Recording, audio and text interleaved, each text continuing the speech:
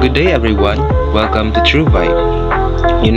I always believe to myself that reading a one good page can change your whole day. Reading isn't just my hobby, it is also my way in recharging my soul.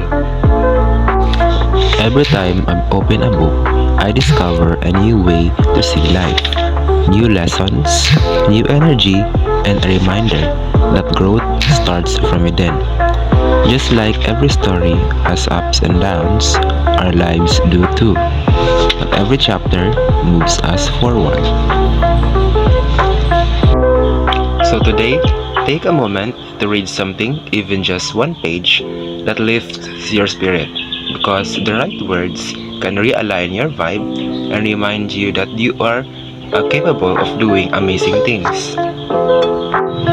Stay true, stay inspired, and keep vibing with me here in True Vibe.